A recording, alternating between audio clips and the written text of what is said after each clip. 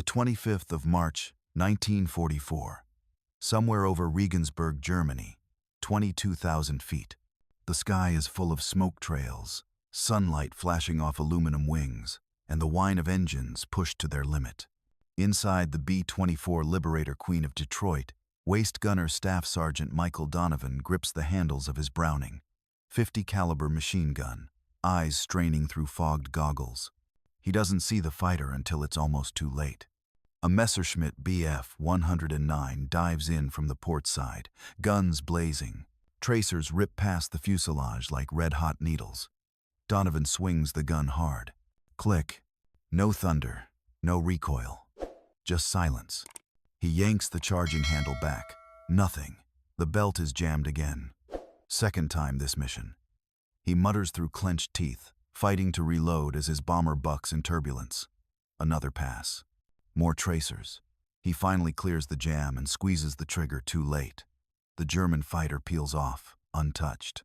The intercom explodes with voices. Tail hit! Tail hit! Someone's screaming. The ball turret gunner is cursing. The pilot's trying to level the plane as flak bursts all around them like iron flowers. Donovan's hands shake not from fear, but rage. Not again. In a B-24, a jammed gun at altitude isn't just frustrating, it's a death sentence. The .50 caliber machine guns are the only defense against enemy fighters.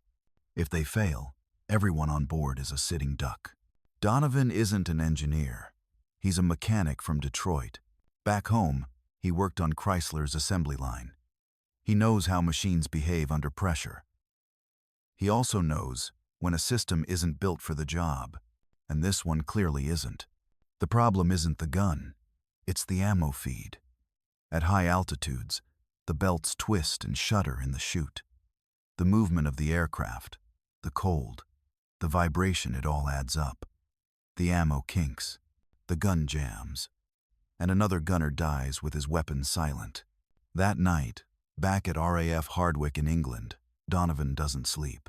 He lies on his cot staring at the metal ceiling of the Nissen hut, replaying the moment over and over. The soundless trigger pull, the lost kill, the hit tail. Enough is enough.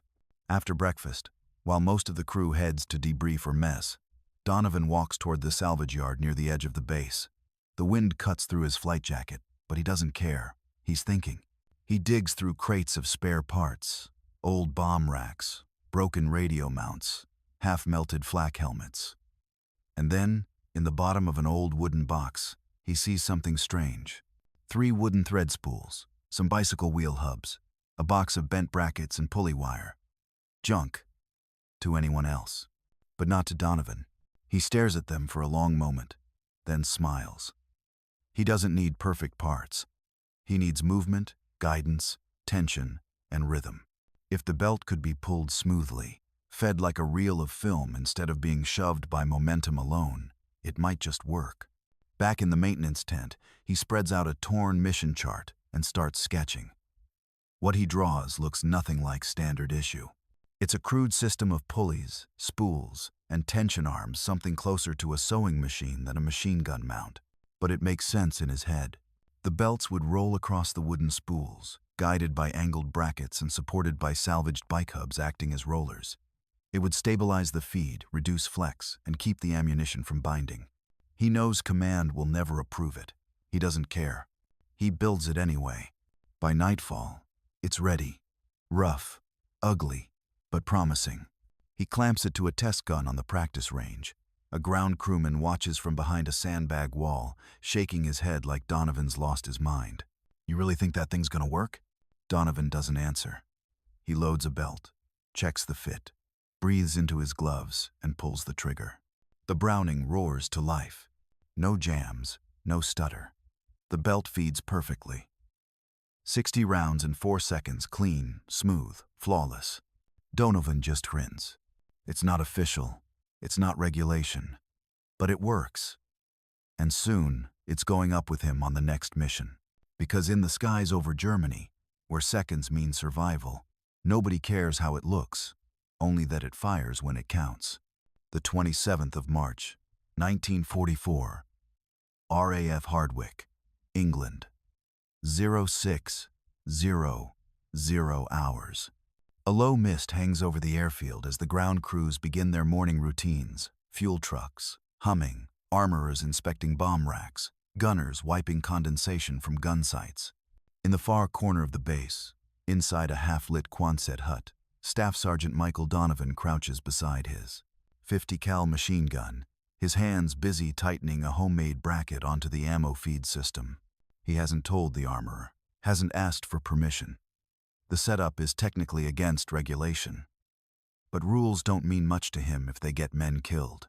The fix is simple wooden spools acting as belt guides, mounted on a lightweight frame bolted to the inner bulkhead. Bicycle hubs serve as rotating tension wheels. A salvaged piece of curtain rod forms a smooth arm to keep the belt aligned. Everything fits snugly against the curved fuselage wall behind the waist gun. It's ugly, rough, but elegant in motion. The belt doesn't droop, it doesn't twist. When Donovan cranks the handle, it flows through like silk ribbon. Looks like something your grandma sewed together, someone mutters behind him. It's Sergeant Lee Marcus, the ball turret gunner, arms crossed, half amused, half curious. Donovan doesn't look up. If it keeps me from getting my ass shot off, Grandma's a damn genius. Marcus chuckles, but watches closer now. Donovan finishes tightening the last bolt and steps back. There's only one way to prove it works.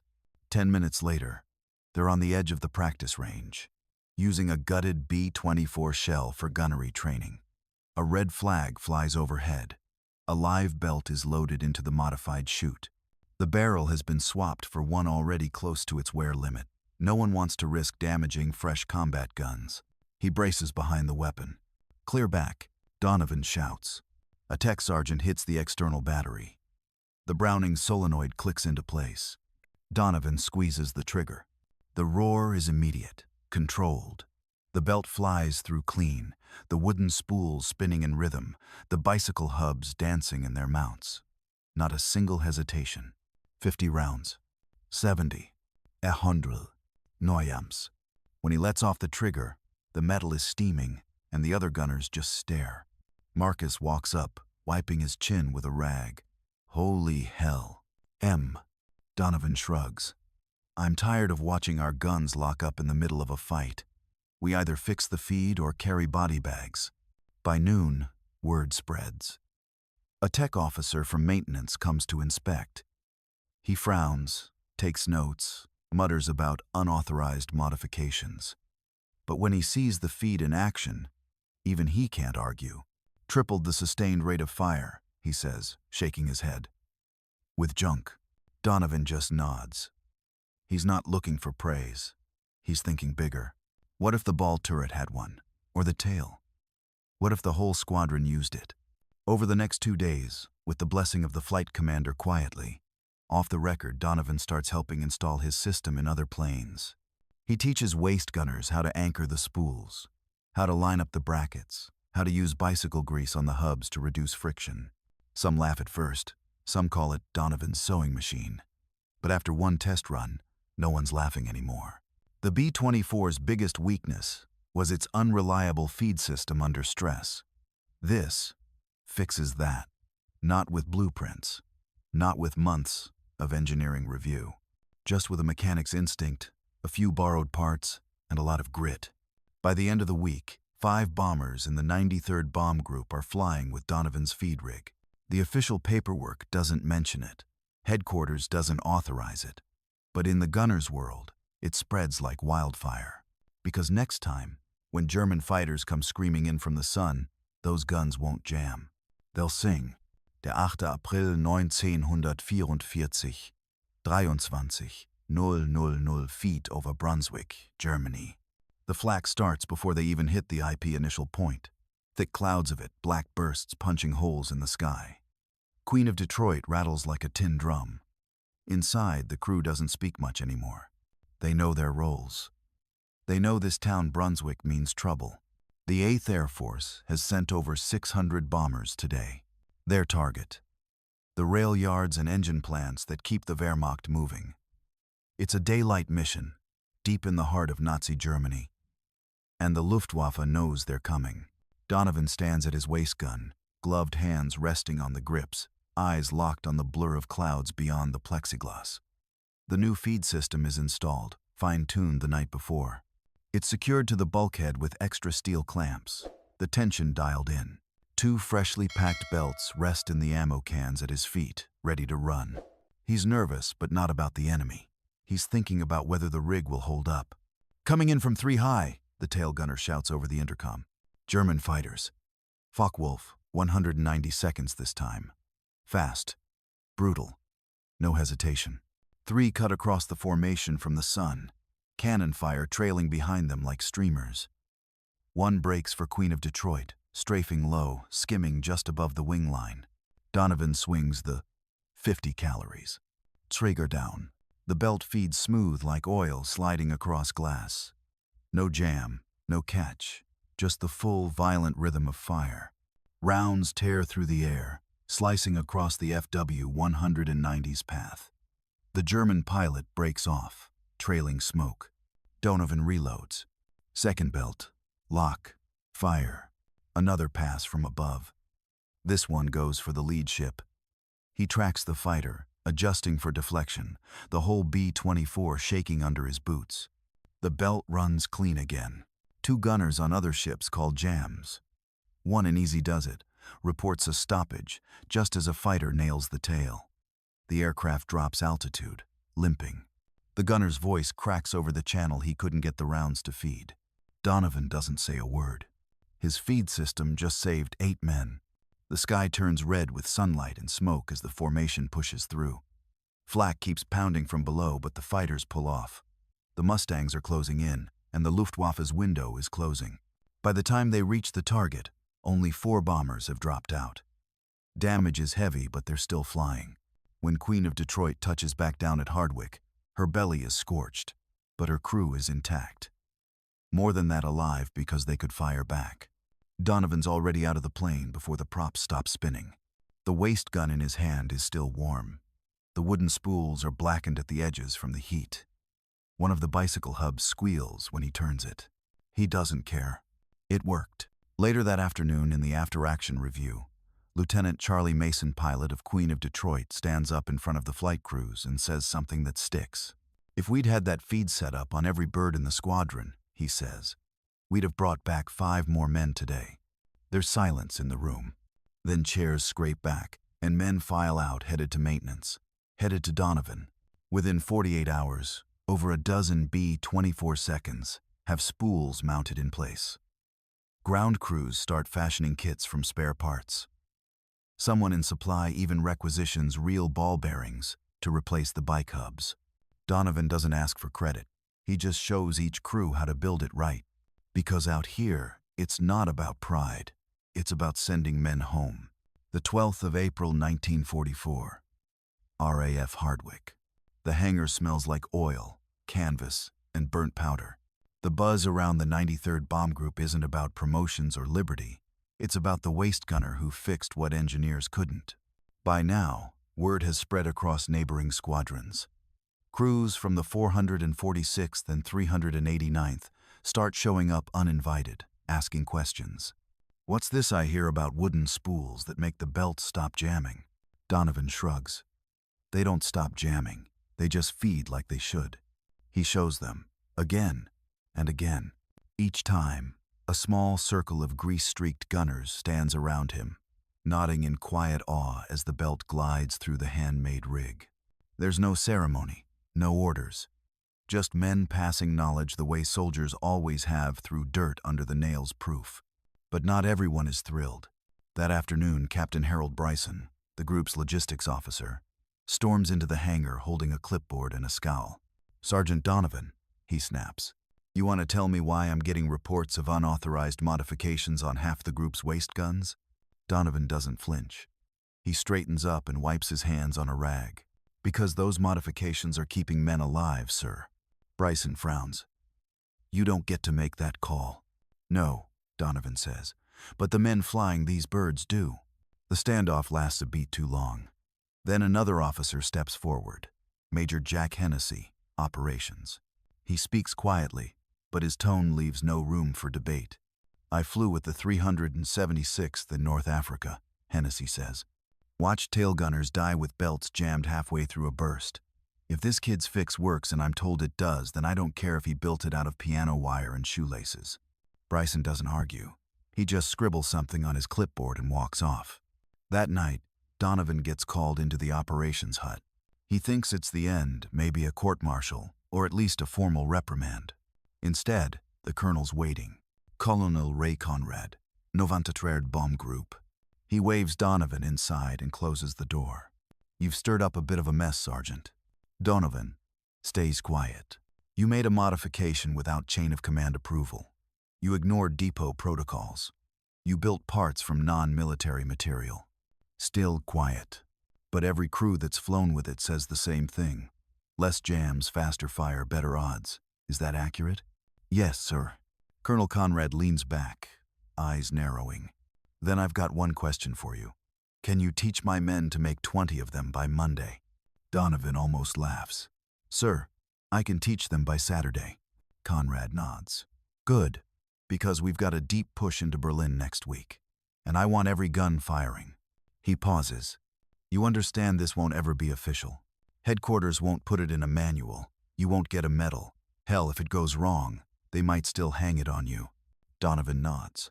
I'm not doing it for the paperwork. The colonel smiles, just barely. Neither am I. From that moment on, it's unofficially official. Donovan becomes a quiet force across Hardwick, part gunner, part engineer, part instructor. He moves from hangar to hangar, teaching teams how to mount the spools, how to calibrate belt tension, how to use aircraft grease instead of bicycle oil. And every night, men come to him with questions. Not about theory, but about surviving. Would this help on the tail mount? What if we reverse the roller angle? Could this work on a B-17? Donovan answers everyone, honest and focused. Because it's not about cleverness. It's about keeping the guns hot when the sky goes cold and full of smoke. The brass never gives him credit, but the crews start calling his invention the Donovan Roller. Quietly, respectfully, like it's something sacred. And as the war grinds on, one thing becomes clear. The planes with Donovan's fix come back more often. The numbers don't lie. Meade etusine, onihundrel, ofur, just after down. RAF Hardwick's runways glow orange in the low light as hundreds of engines cough to life. The air smells of cold fuel, wet canvas, and morning sweat. It's a big one, Berlin. Not a raid, a hammer blow. Over 1,500 bombers are in the sky today, packed wing to wing, stretching across the horizon like a man-made storm. Inside Queen of Detroit, Staff Sergeant Michael Donovan sits at his waist position, locking his second modified feed chute into place. Both sides now run on his rollers, wooden spools, upgraded tension arms, aluminum tracks scavenged from broken bomb racks. It's held together by determination and aircraft glue. Across the catwalk, Sergeant Lee Marcus gives a thumbs up. He's been using the system for weeks now, and he swears by it. Cleanest belts I've ever fired, he said after Bremen. The engines roar louder, wheels lift. The formation rises into the blue. 6 hours later, they hit the German capital. Berlin doesn't welcome them quietly. Heavy flak starts before the coast is even out of sight. Fighters swarm the bomb groups like hornets.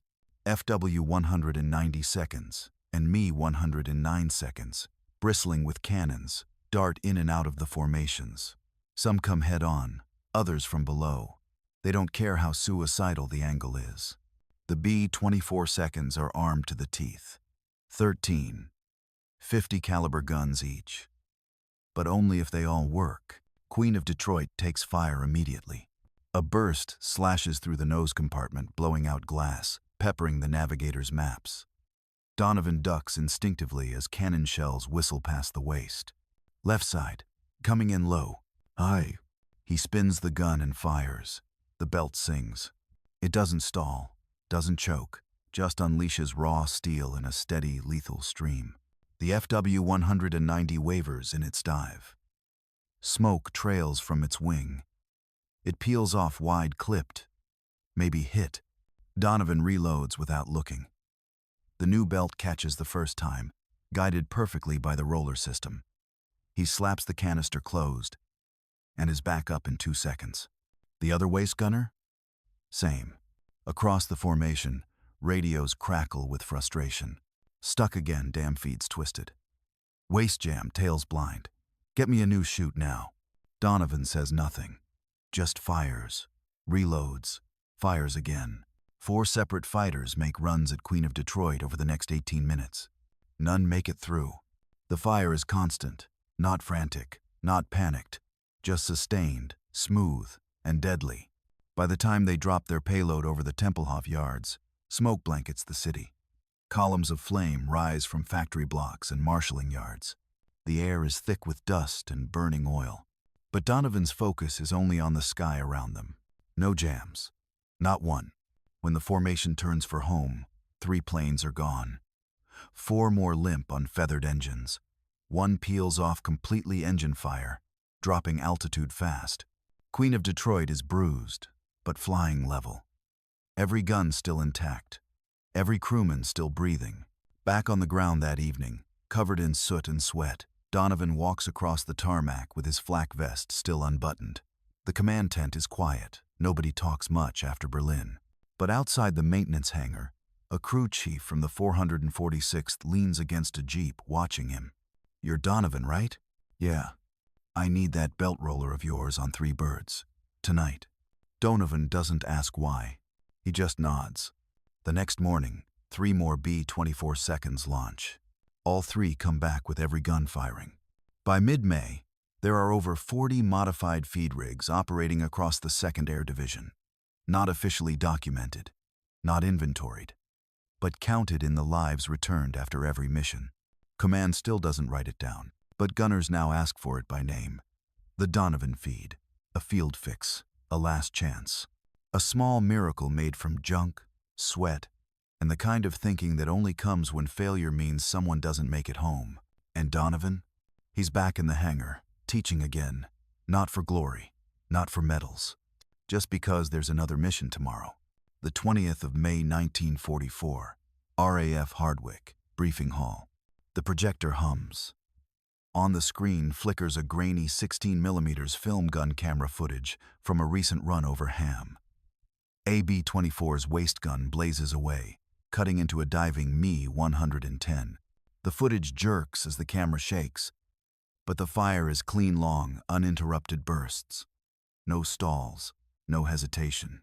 Colonel Ray Conrad pauses the film and turns to the room full of brass, maintenance chiefs, and squadron leaders. That's the 4th kill caught on tape using the modified ammo rig.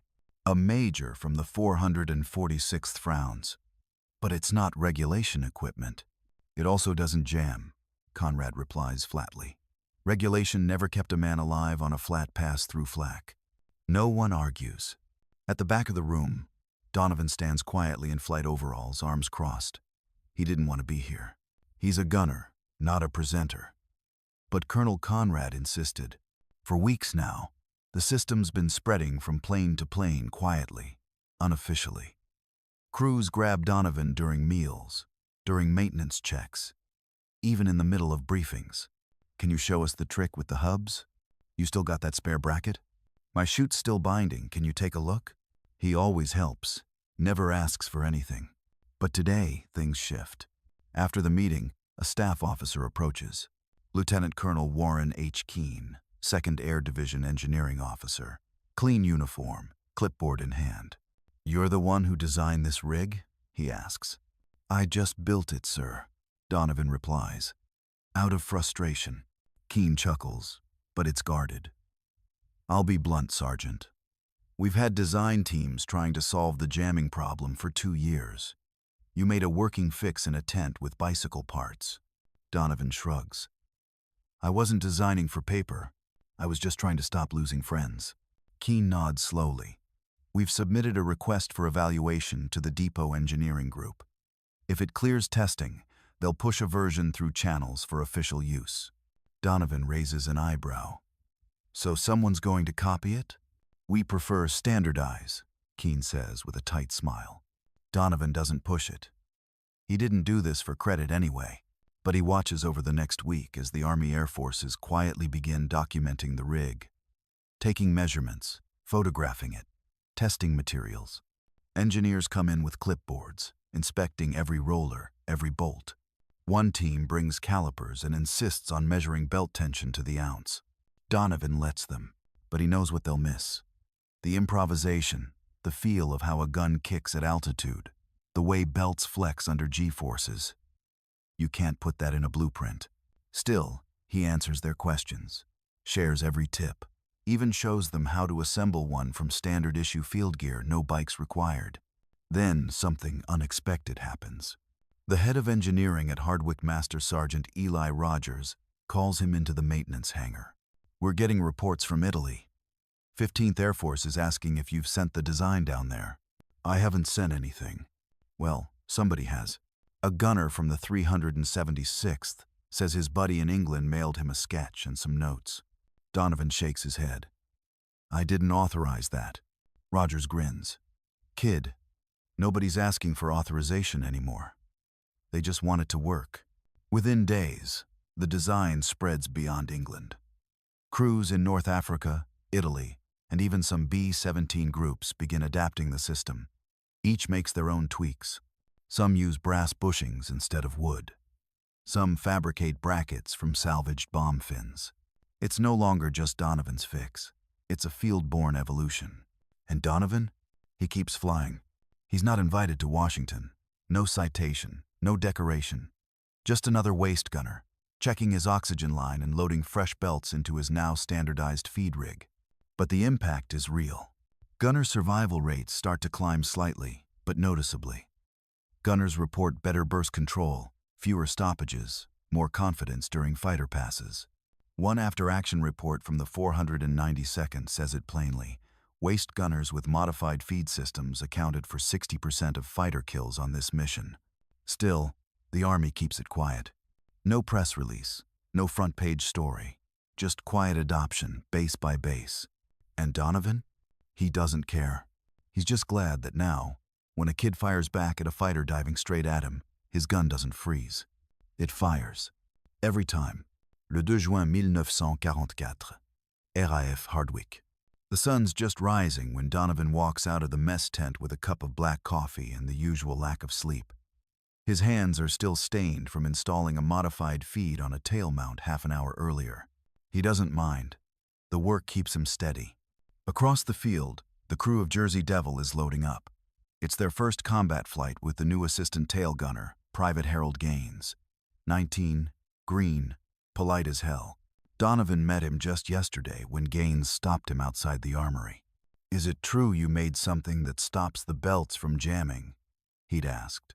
Donovan had nodded, handed him a bent bracket and said, "If your bird doesn't have one, come find me after today. I'll build it myself." But they never came back. Jersey Devil went down over northern France. Flak caught her just before the target.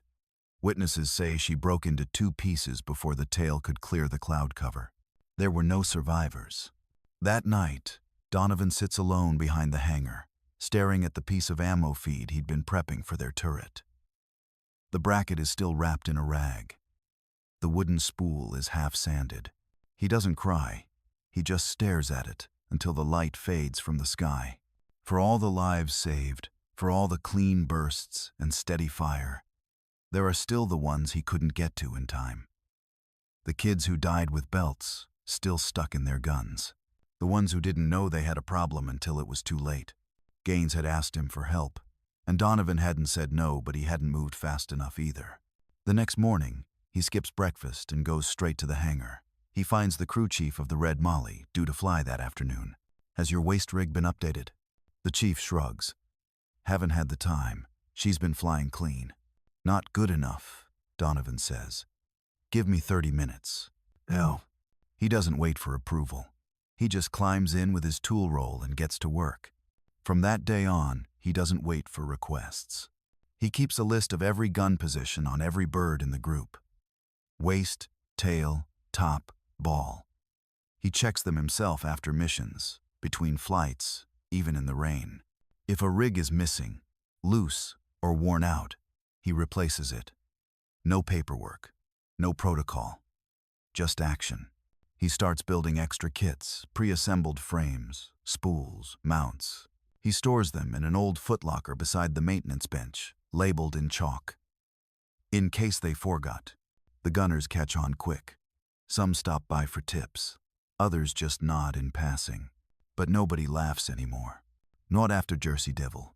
Not after the B-24 dog's breakfast came back, with her tail shredded and her gunner alive, only because his belt fed clean while the fighters came in from 6 o'clock. One day, while refitting a side mount, Donovan finds something wedged behind the ammo box, a folded piece of cardboard. On it, scribbled in pencil, "Thank you. I fired every round. No name, no serial number. Just that." He folds it carefully and puts it in his breast pocket. For all the brass that won't acknowledge him, for every requisition officer who raises an eyebrow at his non-standard devices, this is the only recognition he ever needed. The work goes on, because every day there's another mission. Another kid loading belts at 0500, another turret that might jam, another chance to make sure it doesn't. And Donovan? He's not trying to make history. He's just trying to make it home and bring a few more with him. The 15th of June, 1944. Somewhere over Normandy. The air smells of fuel and cordite. Below the clouds, the beaches are still burning from D-Day. The 8th and 9th Air Forces hammer targets inland now. Rail junctions, supply lines, anything that moves toward the front. Fighter cover is tight. Enemy flak even tighter. In the sky, it's all noise and metal and timing. Inside Miss Clarabelle, a B-24, flying with the 392nd Bomb Group, waist gunner Corporal Dave Butcher, braces for another fighter pass. He's 20, from Ohio, and this is his third mission. An FW-190 dives low across the formation. Butcher swings his 50 calories. The belt feeds clean. Rounds pour out like a waterfall of brass. The fighter jerks, trails, smoke, disappears. Butcher doesn't realize it yet, but his gun just saved the tail. The gun didn't jam, didn't seize, because someone 3 airfields away built the belt feed from a crate of spare parts. Donovan's hands aren't on the gun, but his work is. Back at Hardwick, he doesn't know about the kill. He's underneath a B-24 named Hangman's Bride, tightening a bolt on a feed rig that started to rattle after 2 weeks of combat wear. "You ever sleep, Donovan?" the crew chief asks. He shrugs. "Planes don't. That's how it is now. Word travels faster than orders." Crews from other bomb groups show up with hand-drawn notes, whispered instructions. Some bring coffee or extra rations as trade. Others just ask to watch. Donovan teaches them all. He writes nothing down. No manual, no diagrams. Everything is explained by feel: how tight the bracket should be, how the belt tension changes at altitude, how to shave a spool to keep it from snagging cloth gloves. One afternoon, a B-17 gunner shows up from another base entirely. "They say you fixed the jamming problem," the man says. "You think it'll work on flying forts?" Donovan studies the B-17's narrower waist windows, the mount points, the path of the ammo belt. Then he nods. "Yeah, we'll make it work." 2 days later, the first B-17 flies with a modified feed. It returns without a single stoppage. It spreads again. Across England, across France, across Italy. Nobody gives Donovan orders. Nobody gives him a desk. But he becomes the one man every gunner wants to talk to before a mission. Not a general, not an ace, just a mechanic from Detroit who refused to accept that silence from a machine gun was ever acceptable. His name begins to appear in passing in unit memos. Rig installed per Donovan recommendation. Waist position upgraded using Donovan spool mount. Unofficial, always. But there, the engineering brass still don't issue formal guidance. There are too many variables, too much field improvisation, and no one wants to admit that a solution came from a non-com officer with no engineering degree. But the stats keep changing. After 6 weeks of wide use, jamming reports drop across 3 bomb groups. Gunner survivability increases on longer missions. Kill ratios edge upward. One internal report says it plainly: feed reliability is directly improved where Donovan-style systems are in place. Donovan doesn't read it. He's in the motor pool, sawing down a fresh spool for a top turret gun mount. He still doesn't ask for recognition. But when a new crew chief pulls him aside and says, "Hey, thanks. My waist gunner came back because of what you built," Donovan doesn't brush it off anymore. He just nods and gets back to work. No parades, no spotlight. But men are coming home because he picked up a broken belt, looked at the problem, and didn't wait for someone with rank to fix it. August 1944.